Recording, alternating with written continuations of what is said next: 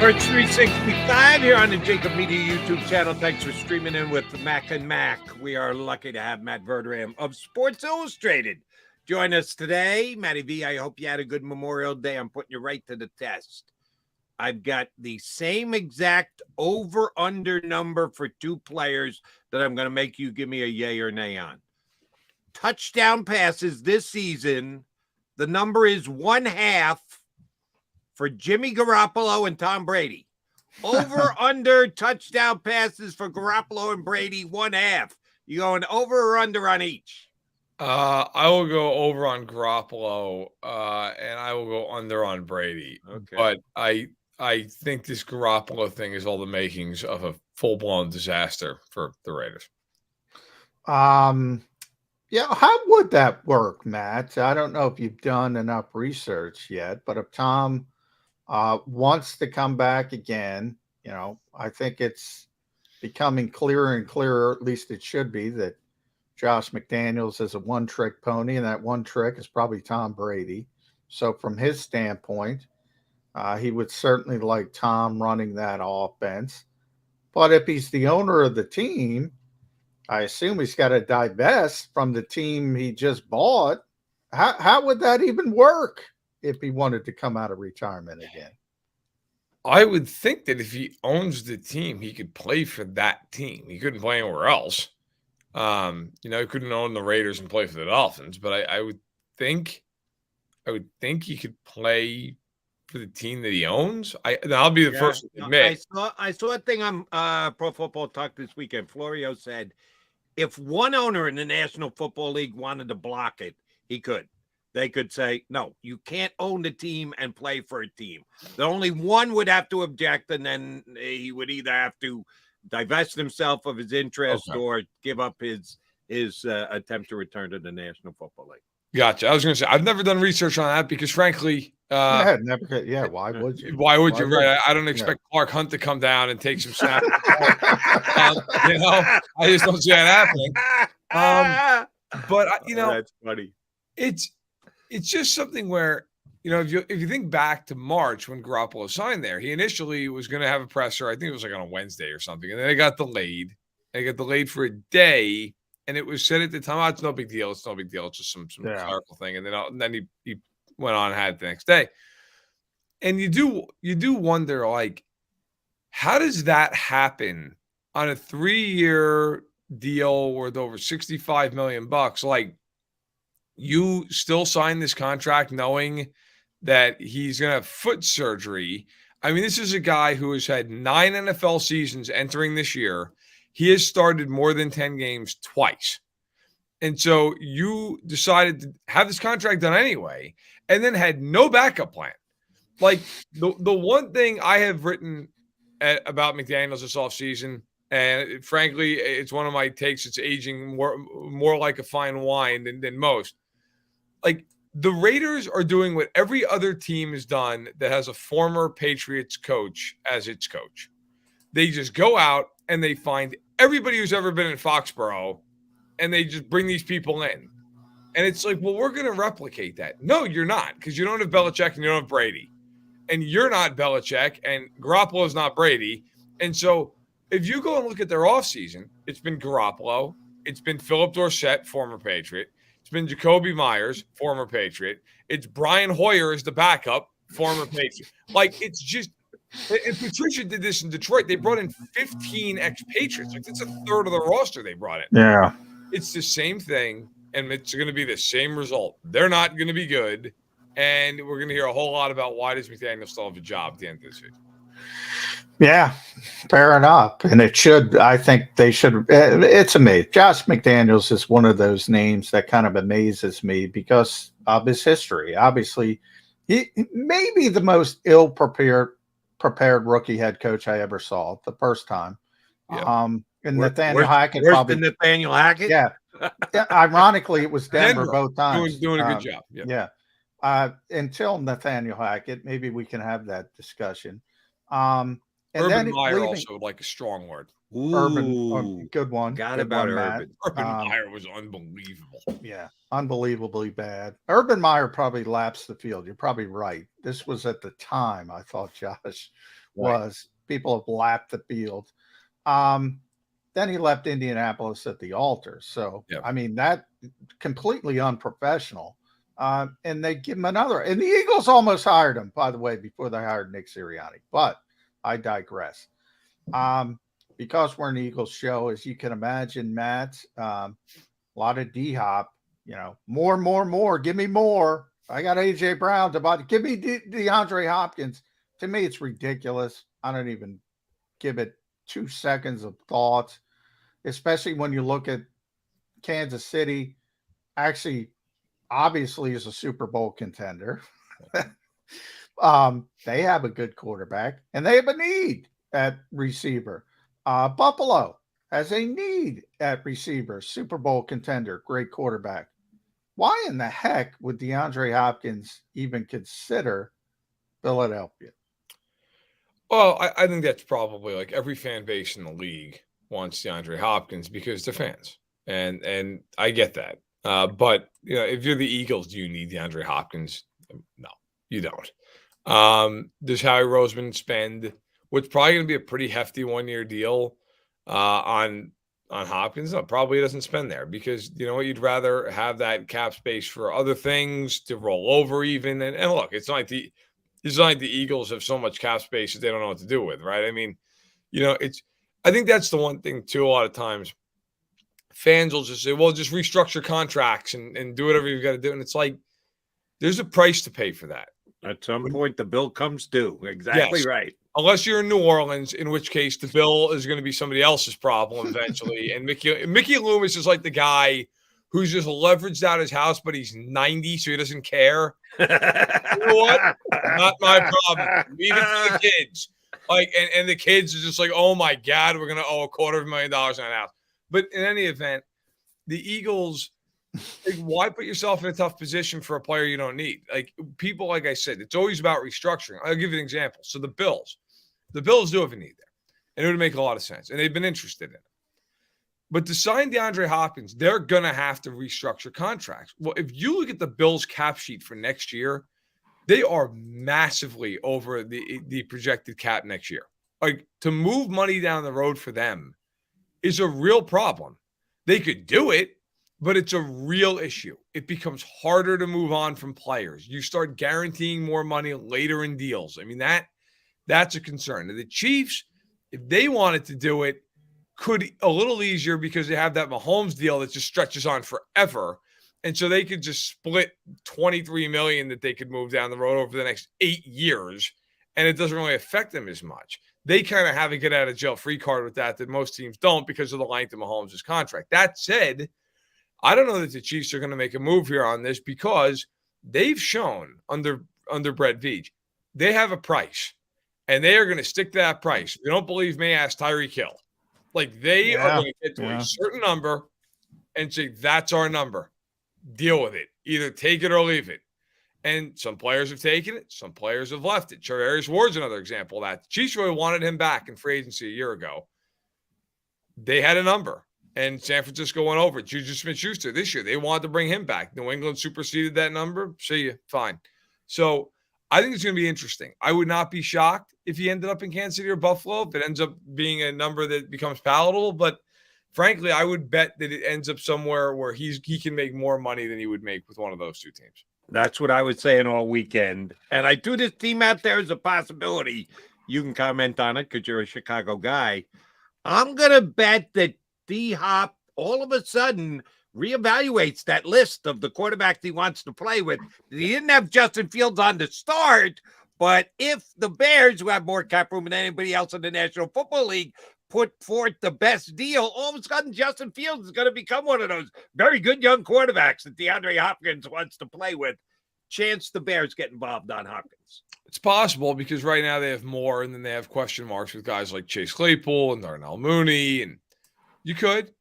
I mean, I'm always a proponent of if you're a team that's not maybe projected to be really good, if you can get him to sign, even if it's at a contract you're not in love with, but it's 1 year, why not sign the guy?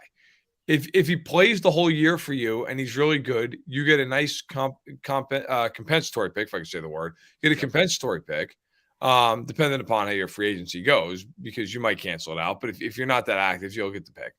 Or trade him in the middle of the year and get a pick that way. Like, you're basically buying a draft pick. So I don't understand why teams don't do it more often. Now, if you're Hopkins, maybe you say, look, I don't want to go play for a team that's going to go 6-11, and that's fine. But money typically talks in the NFL. And so, like, one of the teams I look at, and I did a piece on SI the day he got cut, is like 5 teams to watch. Like, Detroit's a team to me that makes a ton of sense. Detroit has a ton of money. Jameson Williams is suspended the first 6 games of the year. They have Amon-Ra St. Brown, but like, who else? Who else do they have? If I'm the Lions, I'm all in for him. And frankly, if I'm Hopkins, I don't hate that. They're a favorite in the division. You get to play in a dome. You're playing with a quarterback who shared everyone about Jared Goff, who for 4,400 yards and touchdowns a year ago. Yeah. Right? So I don't think that's the worst case scenario. I'll give you another team that the money would be tight, but the Giants. You want to talk about a team that needs a receiver. I mean, the Giants need one in the worst way, and you just paid Daniel Jones $40 million a year. Like, you better prop him up in every possible way. Mm-hmm. Now, again, the finances there for the Giants, it's not as easy. The Lions don't even have to do anything. They can just sign him. But those are a couple teams to also consider. And look, you know what? We all know how this works. Would you really be shocked if you woke up tomorrow and all of a sudden it's like, hey, the Titans signed him? I mean, yeah, it's just the way this stuff works. Who's got the money and who just decides to go for it? Yeah. That's always. I remember J.J. Watt, people talking about, playing for a contender, then bang, all of a sudden, it's always about the money. It's always not 99%. It's about the money. And we'll see. You mentioned the Giants, Matt. I think most people, and I get, I'm sure you get the betting odds, DeAndre Hopkins next team. I was surprised to see not the Giants, the Dallas Cowboys at the top of the list.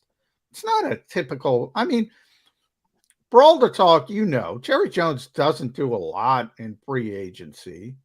It's not a splashy guy from that perspective. They don't have a glaring need. They have a need. They don't have a ton of cap space. Why are the Cowboys number one in the betting markets? Just because of the Cowboys? Yeah, I think a lot of it is sucker bets, right? Like you can just get people to throw money down. And there's also that, for right or wrong, there's always that thought that if a star is available, Jerry Jones is going to put in a phone call. Now, I would argue, looking at the Cowboys, look, you traded for Brandon Cooks this offseason. You have CeeDee Lamb, who is a perennial Pro Bowl receiver. What are you going to do? You're going to put Hopkins outside. Okay, Lamb's going to go back into the slot. You're going to, you can do it, but I don't know. Does that, like, the one thing talking about betting odds, no matter who signs DeAndre Hopkins, the betting odds are not going to change much just in terms of like who's going to win the Super Bowl. It's not like it's going to, this isn't like a top 10 quarterbacks on the market. And whoever signs this guy, everything's going to radically change. Hopkins is a nice piece. He's a really good player. Like, I am still in the camp that I think he's got plenty in the tank. I still think he can be an excellent, excellent player for you. But like, if you're Dallas, I don't know how much that moves the needle. I'm not saying it doesn't help. Of course it helps. He's an excellent player. But I don't, like, in the end, if they're going to win the Super Bowl, if they're going to get past Philly in the NFC East, like, it's going to largely be about the coaching. It's going to largely be about Dak not making big mistakes. It's going to be about that line holding up, which has had injury issues the last couple of years. I'm not saying that he wouldn't help them, but to me, like, Dallas, it's more about Dallas not beating itself all the time. And I don't know that DeAndre Hopkins is all of a sudden going to magically fix some of the ills that have befallen Dallas in the last handful of years. And I did over the weekend see, I forget where I saw it. I apologize for not remembering. That Michael Gallup has looked good returning from injury. Now, we're talking shorts. How good can you look in shorts? You got to think. I get out there on the field, but I did see a story about, hey, Gallup looks good. So I'm with you. I don't think that's where D-Hop is landing. All right. Player-specific, position-specific question for you, Matty V, because Johnny and I both like the player, both acknowledge Eagles have a need. I'd be willing to pay a little bit more. Johnny Mac's holding the line, like you said, that the Chiefs hold their line. They got their number and they'll go to it. But then if they got to let a guy walk, they'll let a guy walk. I'm willing to go beyond. Eagles need an upgrade at linebacker. Nicholas Morrow is right now one of their off-ball linebackers who is ranked well down in starting linebackers. You watched him play in Chicago this past year. He is an NFL player, but he's not a needle mover in any way, shape, or form. And he is right now a starting linebacker for him. And it would only make sense that Howie Roseman would be looking to upgrade. Last year, they got Bradbury in June. They got C.J. Gardner-Johnson a week before the season started. A guy who I think will hit the market, will at least be discussed, is Patrick Queen of the Baltimore Ravens. I agree. They took a linebacker early in the draft. He's on the last year of his rookie deal. They haven't been able to get a contract extension done with him. Only they have not chosen not to pick up the fifth-year option of that rookie deal. I think he's a borderline Pro Bowler. Hasn't gotten there yet, but the trend up last year tells me he's going to, and would be willing to give up a third-round draft pick for him. Johnny Mac says day 3 or not happening. Howie Roseman's not going day 2 for him. Will Patrick Queen be traded? How much do you or don't you like the player? I like him. In fact, I just wrote a piece over the weekend. It hasn't been published yet. I think it's going to get published later this week, I believe, where I listed 10 veteran players that might get moved or cut or traded, however you want to determine it, before the season started. And Queen's on that list. And when you look at him last year, he was pretty damn good for Baltimore. He had 117 tackles. He had 5 sacks as a linebacker. He hit the quarterback 14 times. He knocked away 6 passes. He had 2 picks. I mean, that's a great year. That's a really, really good year for a linebacker going into his 4th season, who out of LSU was thought to be a very, very good player. No, I think that would be a Philly, no pun intended, a Philly special, right? I think that would be something that Howie Roseman is great at finding undervalued players and plugging him into their system, and then that player flourishes. And you're right. Look, I was surprised that the Ravens didn't pick up Queen's option, but when you're paying Roquan Smith $100 million, you've kind of invested it in a way that you're not going to pay another linebacker. So Queen, if you're the Ravens, if you got an offer of a 3rd-round pick, I think you'd move him. I think you absolutely would move him. I think you'd probably even move him for a 4th-round pick. Like, I think at this point, if you're Baltimore, you might as well get something for him.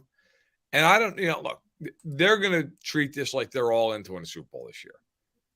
I am not one that believes that Baltimore is a Super Bowl contender. I think they're fine. I think they'll be in the hunt for the playoffs. Might even very well be a playoff team.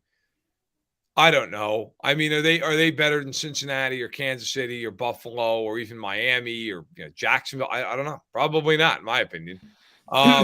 So, yeah, I think that would be a great pickup for Philadelphia. And this year, he's cheap. He's still on his rookie deal. And then after that, you'd have to figure it out. But, yeah, I think Queen would be a huge get for the Eagles, and I think that he will be available. So if the price is a 3rd-round draft pick, you're Howie Roseman. You're giving it up, or you're going, no, I'll wait till you drop it down to a 4th-round pick? Yeah, I'd probably try to get it there. I'd probably try to get him down into day 3, because you're getting 1 year of him, and he's not a premium position. So I'd probably be like, look, you don't like the guy enough to, to pick up his option. So, I'd offer him like a 5th, and I'd be willing to go to a 4th. But I probably would hold off on giving him a 3rd, unless something happens in camp where, guys get hurt and you're really desperate. Then, okay, maybe. I mean, the one thing to factor in Philly, of course, is the pick's always going to be late in the round. So there is that. But I would try to get him for a day 3 pick. What's going to happen in camp is Nicholas Morrow is going to be Nicholas Morrow, and that's why they're going to need to reach out. That's possible. From Baltimore's perspective, I noticed. I don't want to call it a trend, but you had, I think it was McGarry in Atlanta. Josh Jacobs would be the most high-profile example. Bradbury in Minnesota. Guys, teams declining options, letting them play out, and then re-signing the player. a little bit more common than it used to be. It used to be when you didn't pick up that option, you were like done with that guy. Right. Done. From Baltimore's perspective, I agree with you. I don't think they're a Super Bowl contender. The AFC is a murderer's row, but I think they're a really good team. Why not just play out the season with him? As you mentioned, still cost effective. If he plays better, gets better, he leaves, you get a compensatory pick. Why even move him if you're Baltimore? Well, you're right. I mean, look, I think, you could look at it that way and say if you're the Ravens, maybe you just say, you know what, he is cheap this year. We're going to play this thing out. And then if he walks, we get the compensatory. Now, the other side of that is you don't get the compensatory if you sign other players. Yeah, so then it cancels. Yeah. Or is he miserable being there? Does he just not want to be there? I mean, a couple of years ago, Orlando Brown did not want to be there, and they traded him to the Chiefs, which shocked everybody. I mean, they sent him over there, and now he's on the Bengals. So I think it depends. I think for the Ravens, they're probably going to hold out for a price they want, which to Jody's point, maybe they're like, look, the only way we'll trade him is for a day 2 pick. It's the only way we're going to do it. And then if you're the Eagles or anybody else, you have a decision to make. And if I'm the Eagles, I probably wouldn't give him that pick, but maybe they would. Maybe they'd say, you know what? We feel like he's a missing piece for us, and it's worth it. I think the problem with Queen specifically for the Ravens is what I said earlier about Roquan. When you pay a guy $100 million, like let's say that Patrick Queen goes out and he has a great year, and he's a Pro Bowler and maybe even in like second team All-Pro conversation. Are you going to pay him what the Bears just paid Edmonds? Like, are you going to pay him, let's say $19 million a year because, inflation, all that. Let's say it's 4 years and $76 million. Are you going to pay 2 linebackers or off-ball linebackers $176 million? You can't. You just paid Lamar Jackson $51 million a year, right? So that's where I think it gets difficult. At some point, you got to figure out who you can pay and who you can't. And so, I think the Giants right now are kind of going through this with Saquon. Like, you just paid Dexter Lawrence, which is fine. He's a great player. You also pay Daniel Jones. Like, are you now also going to turn around and give a running back record-setting money? You have to at some point pay a receiver. You got to find a receiver. They paid Golladay. It didn't work out. Like, you're going to have to pay Andrew Thomas a fortune at tackle. That's coming, right? So you've got Leonard Williams, a team that you got to pay. He's paid, right? He's already paid. You might pay him again. Like, at some point, you've got to decide who you can pay and who you can't. And that's why I kind of go full circle on this. Like, with a guy like Hopkins, everybody's like, well, the Chiefs make a ton of sense. And they do. The Chiefs paying a lot of guys. It's like, that's hard. It's not easy to just magically pay him $20 million. And Brett Veach has got to go to Clark Hunt and go, Clark, listen, we can fit it under the cap, but like, you got $20 million under the pillow? Because we're going to need that. And Clark Hunt's like, get lost. I already gave you my budget for the year, and you already pushed me 3 times for more money. So I think sometimes the NFL is a business where people look at the cap and they just go like, oh, that's not a problem. It's like, yeah, but in this case, like with Queen, Steve Bisciotti is going to be like, I'm not paying almost $200 million to 2 linebackers. There's no way we're doing that. So I think it becomes complicated. All right, Matty, want to jump into a specific position, different one with you. You mentioned Barkley and what are the Giants going to do? They franchise tagged him. Jacobs got the franchise tag in Vegas. 2 running backs were taken in the first round. One relatively high, the other one surprisingly high by the Lions. We saw last year in the NFL an uptick of the running game. Not a massive one, but certainly an uptick. More running, more leaning on the run. Teams ran the ball more and ran it more effectively, yards per carry. Same thing this year, another uptick, level off. Was that just a 1-year spike and teams are all going to go back to throwing the ball 85% of the time? What do you think league-wide the trend of running the football with backs is going to be this season? I think it's probably going to keep going up in the sense that, teams defensively now are just playing to take away the pass. I mean, teams defensively, like we all know, look, the NFL is cyclical, okay? In the 50s, teams were throwing the ball. The Rams throwing the ball like crazy, and it started this big trend of throwing the ball. And then the 60s, it became this knuckles in the dirt. We're going to run the ball, play defense. And that kind of went through the 70s. And then all of a sudden, you had Bradshaw in 78 with the Mel Blount rule and so on. And like everything, Marino in 84. And it's cyclical. In the 90s, you ran more. I think what's going to start happening is you're just going to have these teams that sitting too high and say you're not throwing the ball. We're going to have smaller quicker, athletic linebackers, and we're going to use them to play coverage. And our defensive linemen, we're going to get up the field. I mean, I remember, I'm 34. So in the 90s, I remember guys like Gilbert Brown on the Packers who were like 300 and God knows what he was listed at, but like 360 pounds. Yeah. And all his job was just to eat a double team and stand there. And like, that was it. And, you know, you think about even a guy like a Reggie White, of course, a great player, but like a bigger guy, I mean, a bigger man right off the edge. He would be like a D tackle right now. I mean, look at Aaron Donald, who's the best defensive player of his generation. Aaron Donald, by weight standards, is tiny. Yep. But it's all about now, hey, get up the field, penetrate, speed. Don't worry about the runner. You know, hey, get to the quarterback. And if the ball carrier happens to be there, try to hit him too. Like, and I think teams are saying, you know what? If you're going to play that small up front and you're going to play your safeties back and your corners can't tackle anyway because nobody tackles anymore at corner. Very few guys do anyway because it's all about coverage. We're going to run the ball at you because it's effective numbers-wise. And so I don't think we're ever going to go back to where, you know, teams are on the ball 40 times a game. But I do think you're going to go back to a little bit more of a balanced attack. Now, in the case of Gibbs and Robinson, I was surprised, frankly. I was surprised with Gibbs going to Detroit. I wasn't surprised Robinson went to Atlanta because there was a ton of smoke about that. But I don't love the pick, honestly. Like, Algier was there, and he ran for 1,000 yards as a rookie last year on 5 yards a clip. I don't get it. Like, if you're the Falcons, you don't have a bigger problem than your running back. And then Arthur Smith says, well, he's going to be like an offensive weapon. We're going to move him all over the field. Let me be the first to say, and if I'm wrong, I'll get all the crow in the world, that never works. Never. It never works, Matt. Because guys need to have a position. They need to know what they're doing. They need to know their role. It's like the Cardinals for a couple of years are like, we now draft positionless defenders. And you know what those guys are? Free agents. Okay? that you can't do that. It drives me nuts. The Panthers tried to do that with Shaq Thompson, and until they finally committed to a position, he was not good. Yeah. Like, you need to just let a guy be what he is. Bijan Robinson is a running back. If the Falcons start treating him like he's Jerry Rice, it's going to be a problem. I promise you. So I do think we're going to see an uptick in running a little bit because of the way defenses are playing. But I still think, frankly, it's bad business to draft a running back that high unless that guy is just a generational, like, hey, look, he's Adrian Peterson in his prime.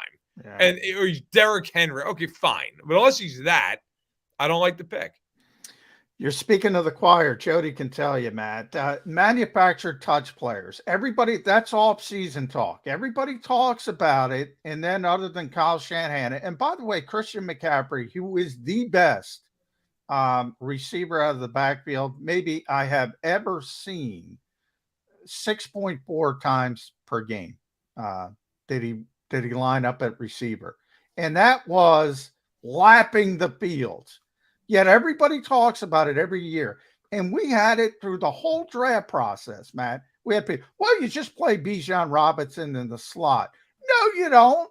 You don't do that. You're giving the worst slot cornerback in the league a day off if you're not putting a slot receiver as a slot receiver. And that's the other part of this. Like, let's say the Falcons are playing the Eagles, okay?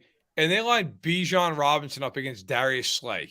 Like, Darius Slay is going to be like, that's nice. Like, go ahead. What, you're running a full route tree? You're going to come out of it? You're going to run a comeback route on me? Like, what? I mean, I don't think people fully understand the NFL, like how incredible the worst guy in the team is, like how incredibly talented these guys are. Yeah. It's an insult to everybody's brains that, like, hey, listen, we're going to trot a running back out and we're going to turn this guy, like Christian McCaffrey, by the way, terrific player. He was traded by the Panthers because the Panthers were like, you know what? First of all, we're in a rebuild and that's fine. We need to get the picks. But also, that contract was kind of a disaster. Yeah. That contract. Now, McCaffrey had a good year last year. But for as great as he is, McCaffrey's been in 2 Pro Bowls his entire career. Well, it's not as if, I mean, I think sometimes McCaffrey gets treated like he's going to the Hall of Fame. He's been in 2 Pro Bowls. Right. So, and you're right. Like, he's the best dual threat of his generation. But how many guys are Marshall Faulk? Even Marshall Faulk, by the way, LaDainian Tomlinson. That's why I was going. As great as they are, as great as they are, they're not receivers. They're successful because they're matching up against linebackers and Right, and they just smoke them. safeties. Yeah. The minute you put a corner, an NFL corner on them, they're done. They're done. So if you signal, oh, he's playing receiver, you lose the matchup advantage. Yes. It's simple to me. It drives me crazy. And the only backs who have ever and maybe I'm forgetting like one guy or something. The only backs who've ever really, really moved the needle on a good to great team in terms of their pass catching abilities: Roger Craig, Marshall Faulk. Tomlinson never won a Super Bowl, but they were good for a long time, so I'll put him on there. I mean, Larry Centers was a great pass catching back, but like never played on. Yeah, he was a safety valve guy. I mean, Ricky Waters could catch the ball, and I know Philly. I know, for who, for what, and all that. Who for what? Yeah, you can't be throwing that one out of here, man. Right. I know Philly that doesn't fly, but he was a good player. But like the point being, it's rare. Like it's rare that you're just going to throw the ball to your back 90 times, like an Eckler right now, right? Who's a guy who had over 100 catches last year. But like that offense stunk. That offense just flips the ball out 3 yards a clip. Like it's rare. It's not, I'm not saying it doesn't help and it's not nice to have, but like if your offense is relying on your running back beating a corner on a slant route, your offense is going to suck. Like that's the bottom line. And so I am not big on this whole, like, it's a matchup nightmare. Yes, for you. It's a matchup nightmare for you. That is the problem. And by the way, if you have your running back out wide and the other team blitzes you, who's picking that up? Right. You have a second back on the field then? Are you taking off another receiver? Like, what are you doing? Because somebody better be home to pick up, because I don't think Desmond Ridder is going to be able to just pick everything up after his 4 starts he had last year. That's a real problem. Matty V, always a pleasure. We've already kept you half an hour. Know full well when we call you a month from now, we'll be asking you how the Eagles stall of running backs. And they got a bunch that they got to figure out how to use. We'll be catching the ball out of the backfield or in the slot or not in the slot or not out of the backfield. And who's going to get the ball? Next time we'll talk about Eagles-specific running back. Appreciate you coming on. Last thing. You got the article coming up on veterans who could be traded or cut between now June and 1st, baby. June June 1st. Yeah, that'll be coming out over at Sports Illustrated this week. I don't know the exact date. It's later in the week. And then we have team previews coming out starting next week, day after day, all the way up till training camp. I'll be writing half those. My colleague Gilberto Manzano will be writing the rest. We have a ton of stuff coming out. I've got some pieces coming out. I was just in Green Bay for 3 days. Spent some time with Jordan Love. So I'll have a piece coming out exclusively on him. That'll be a little bit later on in June. There's a lot. Check it out. Follow me on Twitter if you'd like it, my name. And you'll see all kinds of thoughts, including on the Knicks when I'm just angry at the Knicks. So anything you want, it's there. Knicks and Sixers, our squad here in Philly, went down at the same exact time, same round. Matty, always a pleasure, bud. Appreciate it. We'll be checking you out on SI.com. And like I said, we'll get you back on in a month and talk about the Eagles running backs. Thanks for doing it today. Thanks, Anytime, man. guys. Take care. Matt Verderame, outstanding NFL writer for Sports Illustrated. All right, Johnny Mac coming back. You know what we got to do? Put a bow on this show. Go.